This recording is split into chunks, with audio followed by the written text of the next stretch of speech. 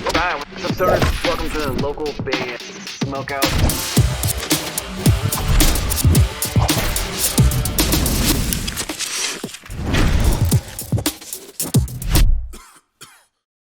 Ladies and gentlemen, we are joined right now by the one and only Bvlvnce. Can you hear me? Hold on one sec.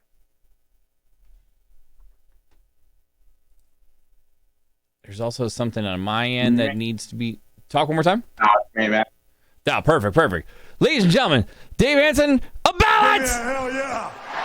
Oh, what's up? Yes! Thank you so much. Appreciate you joining, brother. I have a ton of questions for you today. For those that may not know who you are, they're living under a rock, they're not aware, can you please properly introduce yourself? Let me know whereabouts in the world you are right now, and plug or promote anything and everything. Yeah, so my real name's Bvlvnce. I'm over in Chicago. I go by the artist name Bvlvnce. Basically, I'm a vocalist and producer and DJ who makes EDM that's infused with like metalcore and emo. Is Balance your first project that you've ever done? Because I noticed you do like a ton of vocals as well. So it seems like you may have bounced around other stuff prior to this. Oh yeah, man. I've been in the game for a long time. I started out in bands and all that stuff, and punk bands, metalcore bands. But I did start Balance in 2017. So yeah, everything before this though was like relatively local and small. Who's a particular artist that you've wanted to get on? I know you noticed you work with a lot of different people. Who's an artist that you've never had the opportunity to work with that you want on a track of yours? Uh, Probably Phase One would be number one That's a good. collab. I think we would sound amazing together, like with his production and maybe some of my production and vocals. Yeah, that's a great call for sure. You guys have a similar sound, Yeah, or like Sullivan King or something along the lines of that would be like a yeah, match for made sure. in heaven for sure. Um, Yeah. what's all your social media links? I forgot to ask that before we started, just so people can follow while they're So watching. everything is just Balance Music, obviously spelled in that weird, fucked up way. So yeah, just Balance Music. How did you meet Sean from Either Breather? Oh, so Sean, actually, we're actually starting a new project up. So I was kind of, talking with some of my buddies. We were starting a band, and I just couldn't like hack it on vocals, like just between everything that I'm doing, like I just couldn't get in the studio and do vocals. So my buddy Phil, that I've known for a long time, that I was in a band with before, he is buddies with Sean, and was like, "Hey, would you be open to him kind of taking the lead on vocals, and then, you know, you'd probably do more like backing vocals and synths and programming and stuff." I was like, "Yeah, I'm open to it for sure." And like Sean just came in and just like fucking went off, and it's so like He's it's sent so me sick. a We're song or two that we obviously will not play today. Yeah, It's not out yet, but yeah, it sounds stellar, dude. It sounds so good. yeah, So yeah, the itch never goes away to kind of go back to the band essentially. Like yeah. it's always dope to like produce EDM music, but the itch to like have live shows is still there for you. No, Yeah, I I don't mean mean, live it's shows, like, but like band wise live shows. yeah, it's definitely a different vibe. Like DJing is cool. Like it sounds all right, but like there's something cool, like just to have that feeling of like a real drum kit behind you, or like guitars and all that, and then just like the camaraderie of like just having your homies and stuff. So it's like it's definitely, it's nice to have like that group for sure. Everyone has a terrible worst show ever. You probably always remember it. What is Oh the yeah, worst man. show that you ever played? Everything went wrong. I got a good one.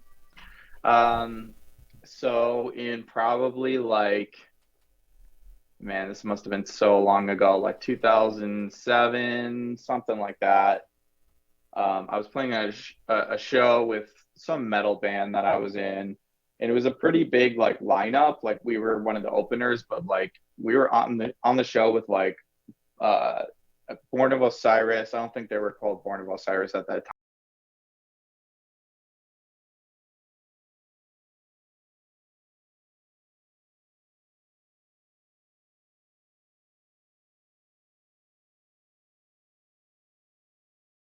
bursts, his string breaks, and like we don't have any replacements. Like we just, we were young, we didn't plan for shit, and so we just stopped playing for like 10 minutes to try to figure out what the hell to do. And everyone started like getting real pissed off, and like a couple people like started booing. And then the fucking like front of house guy decided to play Who Let the Dogs Out What? During while this, we were just like, like while sitting there waiting. So what? So did you just pack up and walk off stage?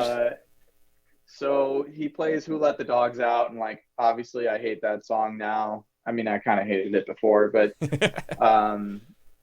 I think what ended up happening, because we were like begging for like one of the other bands to like lend us a guitar. And so Jeremy from Oceano finally was like, hey, you could use mine, but it's like it's locked tuning and it's in like drop G or something like that. And so we were like, we tried to like tune our guitars down to that, but it didn't really work. But we just did it anyway. And it probably sounded like a muddled mess for the rest of the set. But you got through it and got to the final song. Did. Okay, what a crazy story. That is a tough one to stand there for 10 minutes. People are booing. Baja men, come on. Like, I was definitely not at the point where I was able to like work the crowd and like make it good. I was just like, hold on. Like just really awkward. So and just especially in front of like all those bands that like we looked up to or whatever, it was just fucked up, man. It's tough. I mean, kudos to you for finishing the set though. Everyone has the worst gig ever. That's a tough one for sure. Let's say Dave, hypothetically, a label comes along and it's just like, here's $1 bazillion just because we just have to have balance on us. We'll buy you out any deal, blah, blah, blah. It comes with a $50 million signing bonus. You've taken care of your family. You've taken care of a house, of cars, all the studio gear you could ever want. What is this like a crazy toy or two that you would just splurge on for yourself? Oh man, that's a tough one because you're saying beyond studio gear? Beyond studio gear, really you have like a Funko hobby where you collect Funko. So here's $10 million to blow on that or whatever. Just something that you always wanted, but now you can afford it because money doesn't matter. I don't know, man. That's a really hard question for me because like I am so engulfed in music that like I don't really have much else. Like, and I'm a kind of a man of like simple pleasures. Like I just, I think I would probably just go for like some really baller ass like fucking meal or something, like some just really decadent, 5-course like high tier meal. Okay. Like an a la carte, Yeah. $200 or $300 steak, and then $500 mashed potatoes, that kind of thing. Yeah.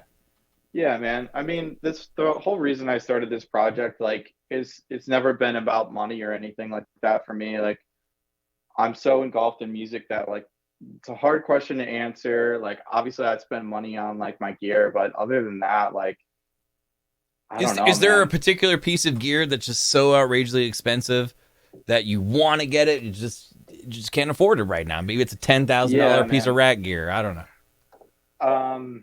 I mean, I'm definitely in the market right now, actually, for some nice studio monitors.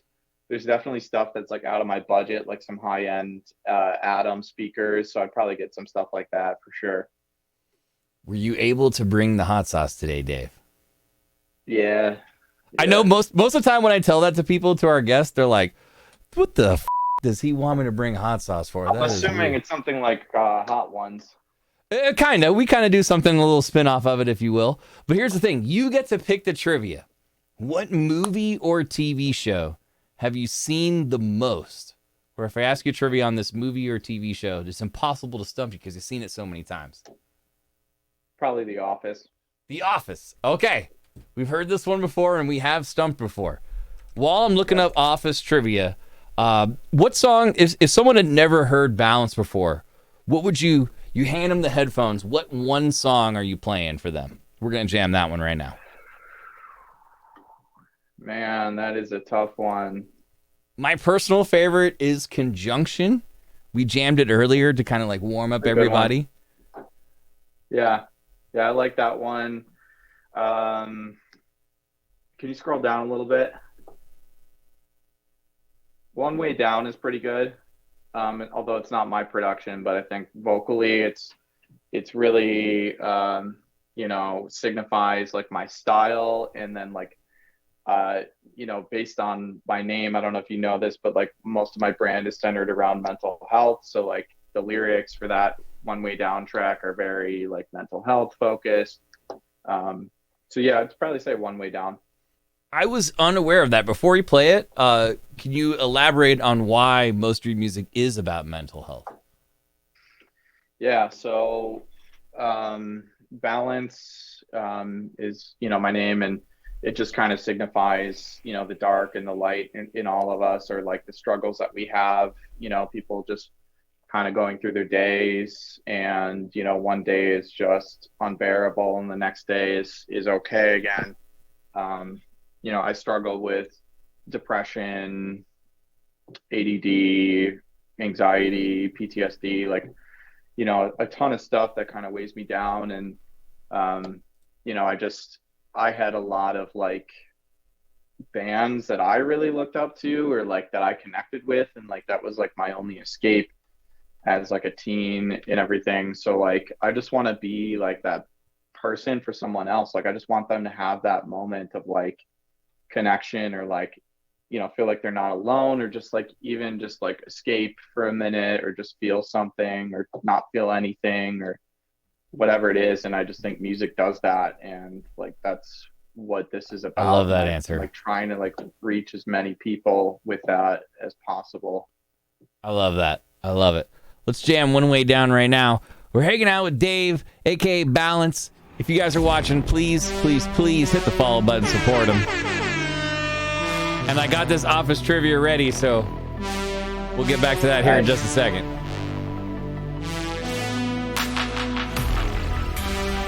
It's in my bloodline. Can't find peace in life, except right now is all I can be. Living in zones I can't escape from me. And every time I twice less close, there is a new one. And every time you play the victim, you are so just get the fuck over me.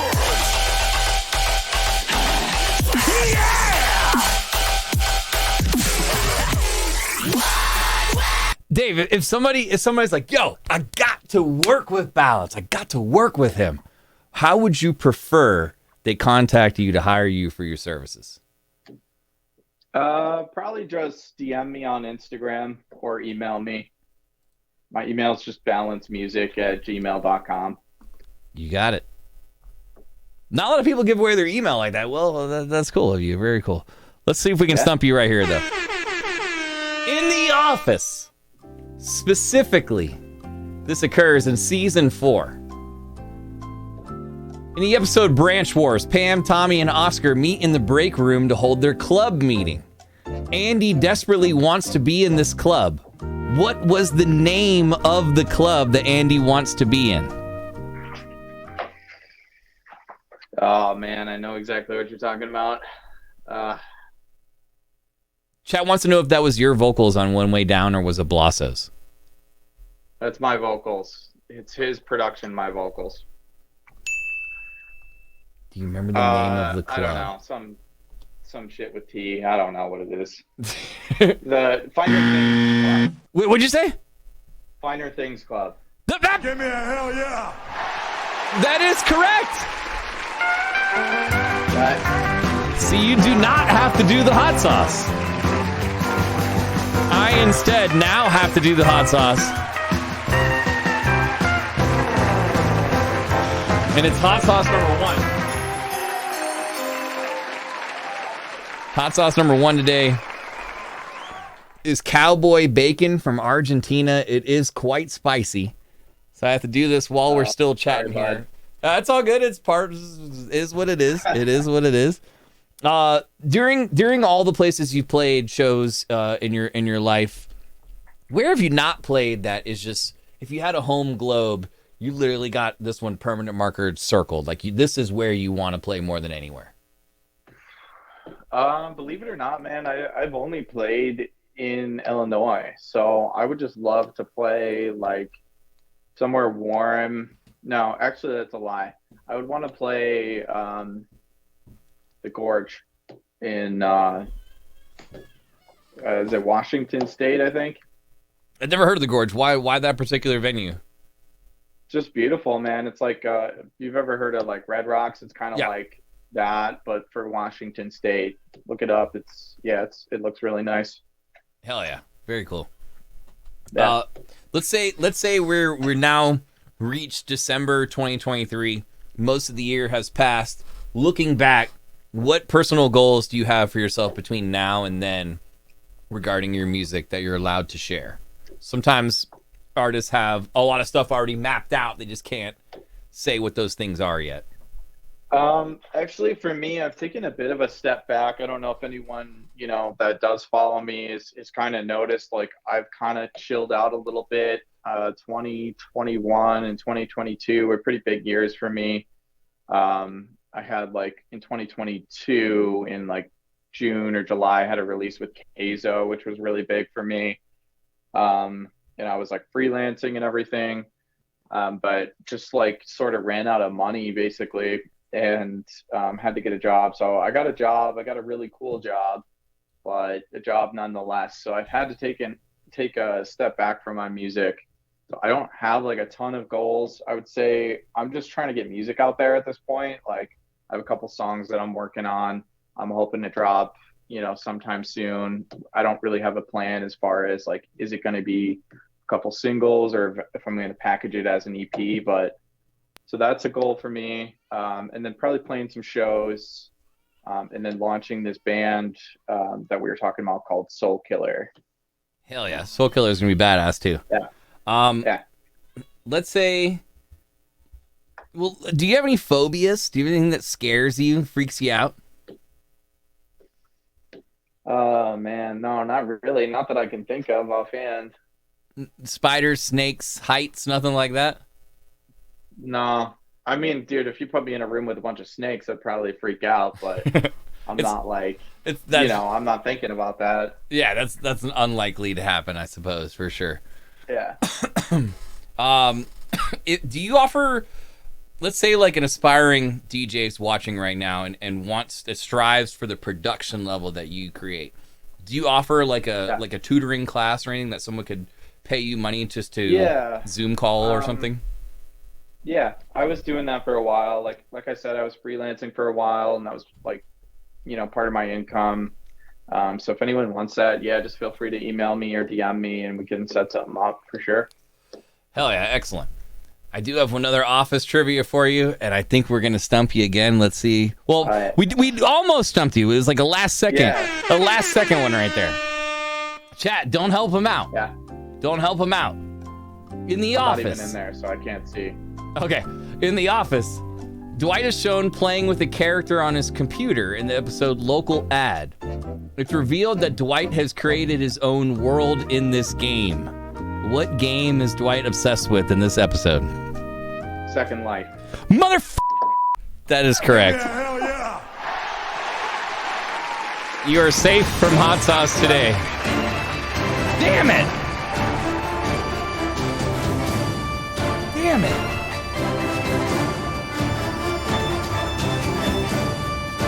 That's really not a good one for this part of the show. So I'm just going to pretend it landed on a shot. I have no idea if you are cannabis friendly or not. If so, indica sativa hybrid. If not, it's all good. But do you partake? You want me in to cannabis? pick for you? You can pick something crazy on the wheel if you want. Or a cannabis. No, what were you saying? I'm cannabis friendly. I mean, I'm not smoking right at this moment, but yeah, I smoke. Okay, for sure. What's your preference?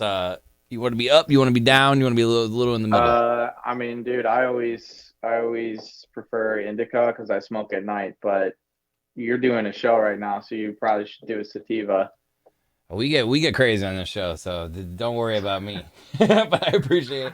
I kind of have them all just like thrown in a jar. I don't really know what I'm getting each time, but it doesn't matter. I can handle it all. Gotcha. Hell yeah. Let's see. I'll just do a couple more questions and we'll let you go. What's your goals for Soul Killer? So I think, it probably depends on who you ask in the band. I'm just trying to have fun mainly, like play some shows, hang out with my friends, that kind of stuff. We have other members, I think, that are a little more like, let's fucking go, like right for it. And, so I think we could be, doing some big things, playing some festivals and stuff like that if it all works out. That's awesome. So I gotta ask, what would you think the job would say, or is it the job? Let's go play the festival. Well, dude, so I'm very fortunate that my job is actually a remote job, and I'm an A&R manager for a record label. So they get it. They totally get it. So I think as long as I like work with them and like kind of, I get PTO and stuff. So as long as I kind of work around it, I don't see any issue really. Hell yeah. Maybe you're, collecting CDs and EPKs while you're on the road and at the festival when you're working. You're getting paid to play the show. I'm I need to network and scout talent and stuff too. So, I mean, it's definitely an opportunity to do that as well. Totally. Dave, this is fun, man. I got one final question for you and we'll let you go. What is a mistake you made in any band you've ever been in, or an early Bvlvnce mistake that you didn't realize at the time that it was something that was totally not necessary? Maybe you spent a lot of money on something, but you just don't want this local artist to do the same thing that you made a mistake in. I would say kind of like a more like larger mistake is like, I think chasing sounds like trying to like get on some sort of like trend, or like especially in EDM, it's like really prominent to where like every few years there's like a new sound or new trend or whatever. So I kind of made that mistake of like, having to like kind of just do something that was not very authentic to myself.